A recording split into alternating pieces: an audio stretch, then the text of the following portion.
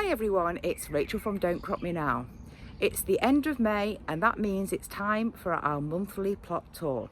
So I'm going to give you a full tour around the equivalent of 2 full plots in South Manchester. So that's 1 full plot and 2 half plots. So let's start on plot 4, and this is the plot that we've had the longest. It's coming up to around 18 years. And as you can see, the weather is not that great today, but that does positively mean that we'll be collecting up some water, because there's been a lack of water really here in Manchester for the last month or so, which is quite surprising. It means that we have used up quite a lot of our water storage. So hopefully now that will start refilling. So if we start at this end of the plot, you can see those parsnips are now looking quite good. I'll probably take that netting off quite soon really. The only reason I put the netting on is when you've just got tiny seeds or seedlings in there, what I tend to find is the local cats love to dig around them. So just to give them a chance to establish, I have put this netting over when we transplanted some of those parsnips and sowed some of them direct. So they're looking pretty good. I think we've got 100% germination at the stations. Actually, maybe not. There's not one in that corner there, so we're missing one. But other than that, that is looking really good. Just behind that, we have the carrot bed. And as you can see on the left-hand side, there's 1 row of carrots that are looking quite good, and then just about nothing else on the other sections. I think it's maybe 1 tiny little carrot seedling, except from within that row. So I sowed these direct, and I did put bricks over to try and keep the seeds sort of moist, and we did get reasonable germination, actually better on that left hand side than the other rows. But to be honest, it was my own fault. It was really dry and I just didn't water the bed enough, so the tiny seeds that were on the right, they've sort of died off. So I'm not too worried about that, because there's plenty of time to re-sow carrot seeds direct, and ours sown in June to July always seems to do much better for us anyway. But those ones are looking okay. Just in front of that, we've got a few dwarf sunflowers. I tend to like to put sort of flowers here, there and everywhere on the plot. I think it looks quite pretty and it attracts the pollinators.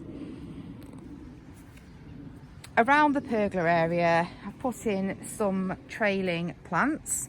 So these are some fuchsias. There's just a few marigolds here. And you can see, we don't have a huge problem of slugs on our plot really, but the slugs do like marigolds, and they've made their way even up here to have a go at that one. And then we've got some hanging baskets. One of those plants at the side is definitely not doing the best, but the rest are doing well. And some trailing plants also on that section there in the tub. So that whole bit will look quite nice. That's just a spare table really. So we don't tend to use that unless we've got a few people over to have a bit of a get together. So that just looks nice with the flowers on it. We do have a few climbing plants around the pergola as well. So as you can see here, that's a jasmine. So that's only been in like 1 year, and it's only in that pot, so I don't know how big it will get, but hopefully it will climb nicely up that bit. And there is a clematis there, which looks nice. On this little corner here, I think I'm actually really pleased with this now. That's a little dwarf clematis, and it's just got a dianthus at the front, and it looks really pretty, I think. But you can see the other hanging baskets there. So this whole area, when it grows a bit more, should look really pretty and nice to sit under on a sunny day. It's looking like it is a great year for fruit for us. So last year on this tree, this is a Bramley apple tree, we had hardly any apples, which is literally for the first year ever we've had that problem. And that was because there was a really late frost. But as you can see, it is covered with little applets there, absolutely everywhere, all over the tree. So I expect this will be another good year. Remember folks, if you are new to growing fruit, it is normal for the tree to start to drop a lot of fruit in June, and that's because it can't cope with lots and lots and lots and lots of tiny apples. So if your trees don't drop enough fruit, and you've got like little bundles here, like this 4 there, this 5 there, it is a good idea to go around and try and pull off the fruits where you've got lots of them bundled together. So I tend to not leave, ideally not more than 2, or certainly not more than 3 in a bundle. But I find here that the wind does a good enough job of that really in June, and we don't need to do it by hands too much, but that is looking great. Got a few little wildflowers, some of them self-seeded and some of those cornflowers I put in, so that'll look nice around there. And the pond is looking okay. It was a little bit green, but it seems to be getting slightly better. And the plants that I put around the edge are looking quite nice, and that lily is growing, so that should help it a little bit as well. And I have got this fountain thing, which I haven't reconnected back up again with the frog fountain. I got that off my brother, that rocky thing.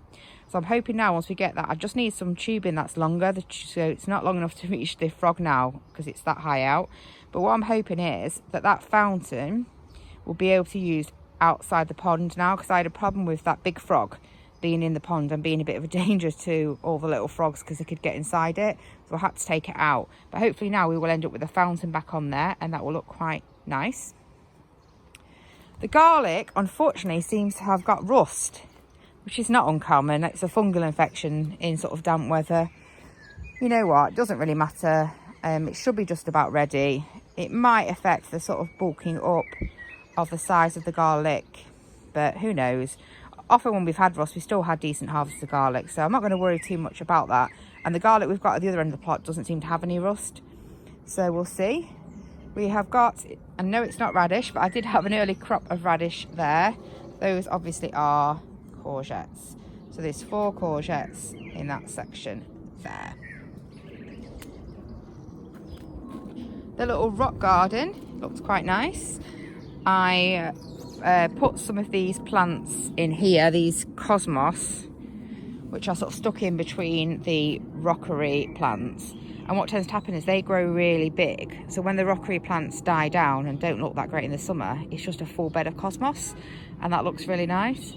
I have found that this rockery is an absolutely brilliant haven for frogs. So I don't know if it'll still be here, but when I was putting these cosmos in, I moved this brick here and there was a massive frog. There it is. So that's where it likes hiding, under there. So I'll put it back in and cover it back up again. But I guess they like the water, and then they've got a nice hideaway around here. So that's really cool. I haven't actually done any weeding on this plot this week because I just had to get all the plants out because we've got a really busy weekend next weekend. I still haven't managed to plant everything. So there are a few weeds popping up, but it's not too bad, and the no dig really helps with that. So the broad beans are flowering. They look okay. And we had a really big tidy up of the lavender. I know it looks not that great where it's been tidied up, but it was so big, it was just sort of falling over completely over this path. So I have pruned it back quite a bit and then just tried to tie it up. I'm sure once it grows a little bit, it will look okay and it will look quite nice. It's got a lot of buds on it. Potatoes looking good. There's a few flowers here actually on these potatoes, so that's good. And the dahlias are through. So this next section here is sort of a full line of dahlias. That's sort of higgledy-piggledy frame. Once these dahlias grow, you can't see that frame at all. And Anthony's friend Mark put that up a couple of years ago, and it's actually been really effective in supporting the plants. So we've just left that in, and they're all through now, which looks quite good. Raspberries, again, they're looking really quite promising all the way along there. And there's a few more baskets on this structure, and another type of clematis, which I'll just tie in to grow across that top bit. There's one more clematis there, which is growing, that's alive. I did put one on the other end, but that one doesn't seem to be growing at all. I think it might have died. On the next bit here, we actually have some asparagus coming, which is amazing. I'll definitely pick some of these this week. It's had a bit of a flush over last week. So it did have some early, this is the 3rd year for this asparagus, and well, 3rd year for these ones and 2nd years for those ones there. It had like an early spout, and then one of the local cats, who I really like, is such a lovely cat, just took to nibbling all the tops off the asparagus. So you can sort of see on some of them where that sort of happened there, and it stops them growing. But it doesn't seem like he's been back to do that, so hopefully we might get a harvest of that, certainly from those ones there. And I have left those, so that one there where I've tied in and the flowering is because that's only its 2nd year. And behind it, These peas are looking great actually. So these are dwarf peas, some flowers on there, and as you can see there's loads of peas on there. This sort of contraption on either side of it, peas are pretty good at self-pollinating, so they don't necessarily need the bees that much. But we have a huge problem with pigeons, and they love pea plants, and so if I don't cover up, they will just sit on the floor and they'll just peck all the new shoots. You won't get anything. So that's unfortunately what that cover is really about. And then when I want to harvest it, I'll just sort of pull it out and have a go at picking some of those peas. So let's see what else is in. Oh, we've got a few more courgettes here, so we've got another 4 courgette plants. And in these tubs, actually inspired by Mothid at My Family Garden, I thought, you know what, I'm going to have a good go at trying to fill some tubs without really using any compost. So at the bottom of here, nearly all of it is filled with rabbit straw and hay with rabbit manure in, that we collected from the local RSPCA that has a rabbit rescue centre. And then I put some well-rotted manure on the top. I mean, courgettes are really hungry plants, so I think they're probably quite like that. So that was essentially just about free really to fill those tubs up, and they're quite big. I bet they're at probably 100 litres each, those tubs. So I put 2 courgettes in each, which is quite a lot. Maybe I should only put 1 in, but we'll see. If one of them gets eaten by the slugs, then at least I guess we'll get 1 in each one. But they're looking quite good. That's just a bit of an experiment. I mean, I've previously used these tubs to grow carrots, but I thought I'd try something like the courgettes in it. I've got sweet peas. This is our new frame that we put up, which is looking all right. I've got sweet peas there. That's what that little plastic bit there is for, again, is to stop the pigeons sort of pecking at all the new shoots.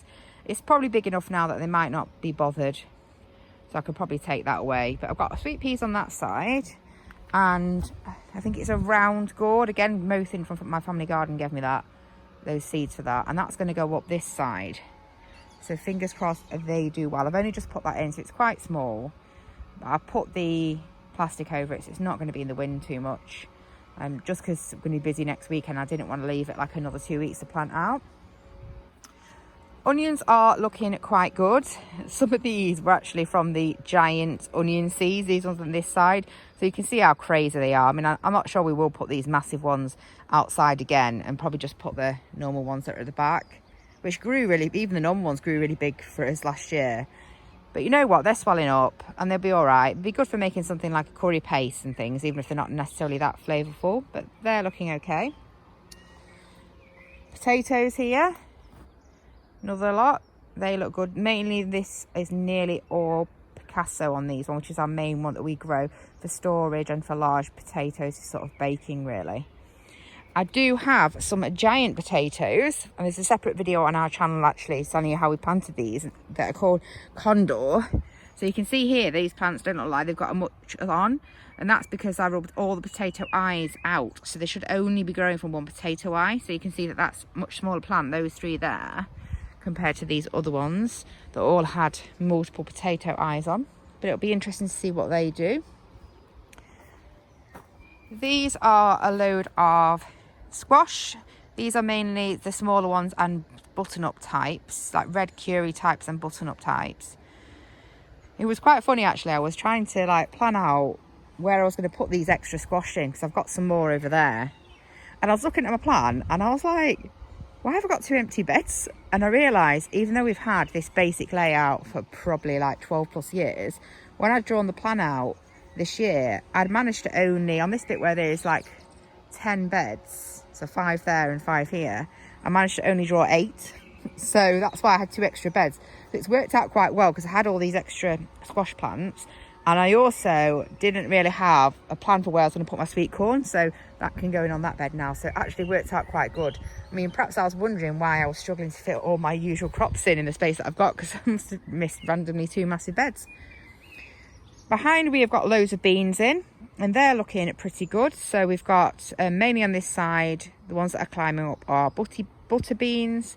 We also have got some heritage climbing beans for drying. I think those ones there are cocoa bicolor, and on the other side we have got borlotti beans, which is one we grow a lot for drying as well. Just on this little one, which has only got they don't look that great actually, because it's looking a bit wind battered, but they'll pick up. And I have put some new seeds in direct sown as well, just to try and bulk them out. They are the Cobra that we grow for eating fresh, and I have decided to only grow this many of them this year because we just cannot pick them quick enough to eat them really. So I've decided that I'm just going to have a few. So I'm just having this one wigwam. This was an interesting type of beans for drying. There we go. One of my plot neighbours, Neil, gave me these to try. So we'll see how they do. I just planted those direct this weekend. There's a load more climbing beans there. I think those ones are pea beans, again for drying. We really like growing our beans for drying. There's quite a few videos on our blog about that. This is another lot of climbing peas, again with the pigeon protection, because they're obviously still quite small.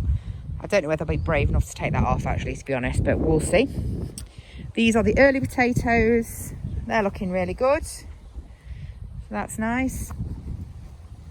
That's the rest of the hay with rabbit manure in that we've been using to fill the bottom of these containers. Anything that's left, I'll probably just stack it into the compost. Got a load of parsley here that's going to seed. I've decided to leave this because I was thinking the bees would really like the flowers. So I'm going to leave this a bit longer because I don't need to plant this bed up yet anyway. So that'll be nice for these. We've got 2 giant cabbages that are hard to see through there actually. Can we see from this side? 2 giant cabbages within that bed, and they're planted out. And then over here we've got the giant garlic and the rest of the garlic that was actually planted about 8 weeks after that other garlic. This doesn't seem to have any rust on, which is good. So we'll see the difference on the cropping times really with them. There's a few garlics, these are called garlic scrapes.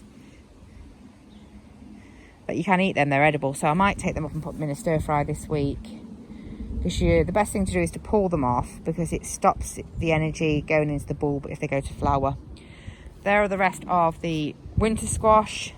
They're blue Hubbard mainly. And I can't remember actually, there's a few different ones for storage. And also, all the plots on our ground have a flower border. And I'm quite pleased with ours this year actually. It actually looks like a perennial flower border that's quite full up. So hopefully when this starts to bloom well, it'll look nice. And I will add in a few little bedding flowers, I think probably on those corners that I've been growing from seed. So that is plot 4, which is great. All looking really good. Not quite planted up, but just about now. So let's pop over and see plot 2B. And this is the plot that we have the polytunnel and the fruit cage and the composting on. And when we get to our compost, you'll see that it's starting to overflow a bit now, this one we're building here. I mean, what I'm going to have to do is, if you see, this is the stuff it's a bit dry on the top, but underneath it's just about ready to use that one. But then this one here is full of leaves still. So I need to move these out. I think that's going to have to be Anthony's job this weekend to move them. And then we can turn all this compost here into there, and we'll have a new bait to start restacking. The fruit cage is actually looking amazing. Really happy about this. It's everything is covered in fruit. So if you see, there's some blueberries there. We've got gooseberries here. Absolutely crazy.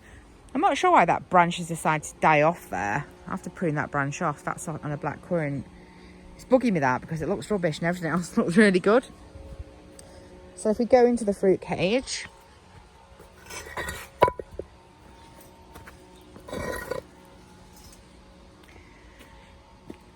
so blueberries are plenty. Not so much on this one. This is a lot of new wood growing on this section, and blueberries grow on the wood the next year. It's got some here, but the other plants, as you can see, are absolutely covered. These are black currants, which the flowers are definitely all set, so that should be good. And then this is a plum tree. I'm not sure the variety, it was a gift actually, and we're trying to fan it out. So what I'm going to need to do is, now they've grown a little bit, I'll fan it out, pull those branches down a little bit more, and then prune it off so obviously it's escaping throughout the roof. These little baskets of strawberries have actually done really well. Been eating a few of them actually. And there's some more over here. Some of these are the Alpine Strawberries, like there, look. Whoops. These ones are really nice. I'm gonna try one now. A really intense strawberry flavour. And we've got red currants all over the place. More black currants. More strawberries. Fruit cage looks brilliant. Plum tree's doing well. Quite a lot of plums all over this tree. And then we've got some more strawberries. Definitely needs a little bit of a weed around here. And that is a mulberry, a dwarf mulberry bush. I think that's meant to eventually fill that space out. It said it grows like 1 metre square. There's another blueberry there. And there's in fact another gooseberry in the background. So again, looking really good in here. We need to do a bit of weeding, but not too bad. Everything's quite small at the moment. If we look at the rest of the plot, we've got the orchard area.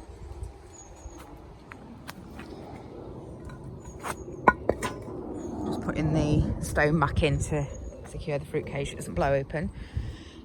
Looking good actually. There's lots of apples on these trees. Even these sort of small ones have got apples on. And over there, the fig trees look really good. So these have got lots of figs on. And even the little fig tree here has definitely got some on. This little pear tree's got fruit on. And the cherries have set quite a lot of cherries really. I'm not sure we'll get any of those because the birds tend to eat them because it's not covered up. But it's set a lot of fruit. And then we do have a little bit of comfrey. It's quite invasive comfrey and it's difficult to get it out. So that one is actually underneath that tree. I tried to dig it all out when we redid this plot, but it's hard to get every bit. And those bits I just put into some pots there. So we will harvest them to make liquid feed and also to put on the compost. And again, like I said, I haven't done any weeding at all this week. So there's quite a few sort of weeds around. And then the polytunnel. So looking pretty good in here. It's all not planted out yet. We've got 3 of the giant onions in pots just to see what happens with them growing in pots. The apricot tree looks really cool. It's got a lot of leaves on. You can see there some of the comfrey that's coming through. I just keep pulling it out. And then we have got a load of plants that will eventually be planted out into here. So there's some aubergines. There's a few tiny peppers there. And then over here, there's a lot of peppers, aubergines, cucumbers, cucamelons, those sorts of things that will get planted out. Quite a few sunflowers that need to go out, and most of this bedding, some of this I will put around the plant border, but a lot of this is to go home just because we've got the space here at home to grow these bedding plants. The hanging baskets are not looking amazing, I have to say. The plants weren't that great. But looking at this, they are filling out, so they probably will grow okay. So I'm just going to keep watering them and leave them. And then there's just a few. There's radish that I was experimenting in here. To be honest, they look really good, but then they went to seed really quickly because obviously they dry out. So it was quite effective to grow them in there, but I think you need to be pretty hot on picking them as soon as they're ready. And there's a few random brassicas that were left over from planting out, which I can show you because they're mainly on plot 5B. So let's head over to 5B. This is our last plot. It's a half plot and it's the one, this is the 3rd season for this plot.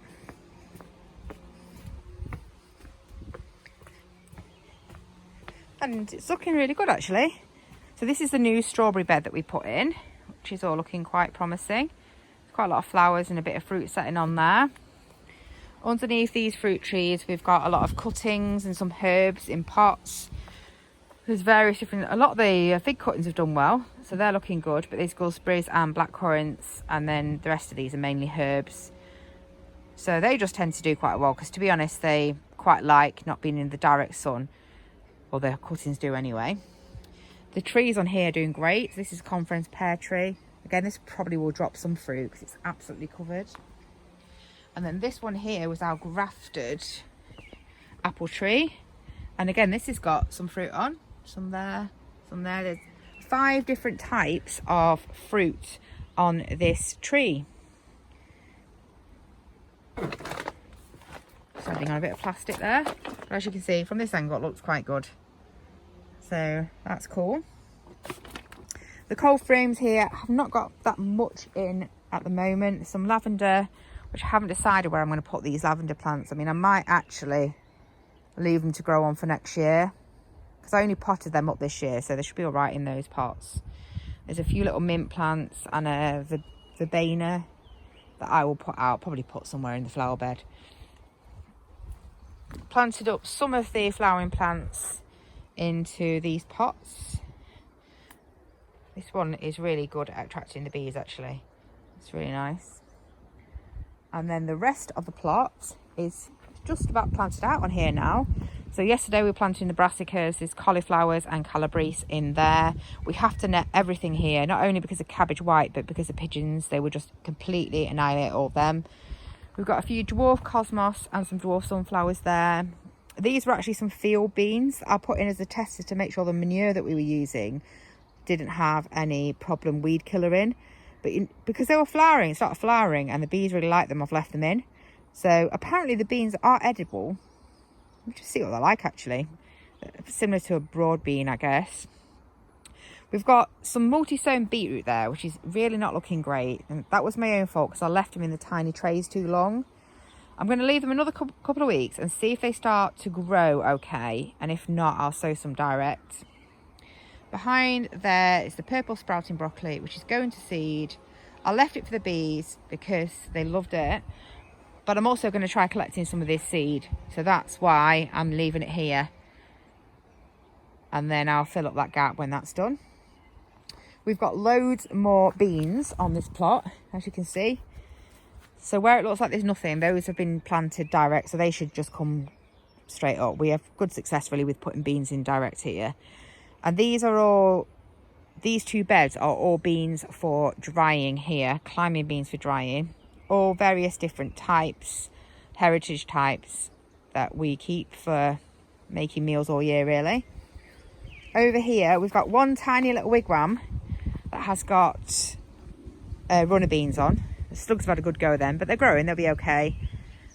Again, I'm not planting too many runner beans because again, it's how many can you eat fresh? We struggle to eat that many fresh. And these are all hoppy black beans from the Heritage Seed Library, which is like a little black bean for Mexican type food. They're really good, and I think there's some yin yang ones at this end, a few, but they're mainly those hoppy black ones. So again, these got a bit, I put them all out and then it was a bit of a cold weather spell, so they got a little bit battered. But if you look at the beans themselves, they are growing quite well on the top, so they will be absolutely fine. They'll pick up, and in a few weeks they will look great. I've got a lot of lettuce here that I need to start picking and using. So I put a lot of this lettuce in around these onions. These are the overwintering onions, just to see what would happen and whether they grow really well and whether it would really affect, because I planted the onions quite wide spaced apart, but whether it would really affect the growth of the onions. So a lot of these need to come out quite soon. But as you can see, look at that. It's a nice little lettuce, loads of sort of oriental greens. Some of those are starting to go to seed, but they look really good, and we have eaten quite a lot of these. So I would say that has been a good success with that interplanting. There's a random sunflower that came up. That must have been in some of my compost that I put on, or a bird dropped it, but I'm leaving that. See what happened with that. And then here we've got more onions. These are multi-sown banana shallots, and these ones are onions. And in the middle here are actually onions sown really close together, so I'm going to pick them like spring onions, the closer ones. We've got more brassicas here on the back. So these ones are cabbages and Brussels. It was a right pain covering this. It was quite, I don't know why I decided these random shapes that I'm going to use, but it was not easy to get this covered. So I do hope we don't get too many weeds coming up on this, because it's such a faff to uncover it. I've got a really closely sown salad bed here, which is going to seed, but I did this just to get some really early leaves, and it served that purpose actually. So there was some radish, bits of, this is coriander that's going to seed, this is spinach, and there's some parsley here underneath there, and some spring onions and some beetroots, which I will use for salad leaves. So what I'll probably do, next week, is pull out the spring radish and a lot of the spinach, and then this will mean that the parsley that's in there will be able to take off in these spring onions. And then I've planted a few more here. There's some fennel, a few of the spicy salad leaves, some of those lettuce, and parsley is that next bit there, so more parsley. There's a few more banana shallots and a few onions at the back. These ones, as you can see, looking really yellow and not that great. I left them in the greenhouse far too long, so I've just stuck them in there just to see if they actually survive or not. So I'm sure they'll be all right as spring onions. So if they die, I'll just put some more salad there, so it's not a problem. This is a bit of our experiment this year. This crop is called Malabar Spinach, which is a climbing spinach, like a vine, that's used a lot in sort of South Asian, I believe, cuisines, and South Indian cuisines as well, I think. So I've never grown this before, but apparently it's really, really productive. So I grew loads of plants, and then I found out that you only need 2 plants for a family of 4. So I put 3 little bunches here, so it's probably 2 plants at each one. I'm going to grow them in here, and hopefully they'll grow up that structure there. I might put some polythene cover over the front if they don't sort of take off and I feel that they really do need a bit more heat. But they are very sheltered within that bit. They're completely out of the wind, so we'll see what happens with the weather. So that is our plots, all looking pretty good. I hope if this is your sort of first few years on growing that you're making a good start, or if you've got an established plot, it's all going really well. If you have enjoyed the video today, please like, comment and subscribe. It only takes a minute, but it really helps our channel. So take care everyone. Bye.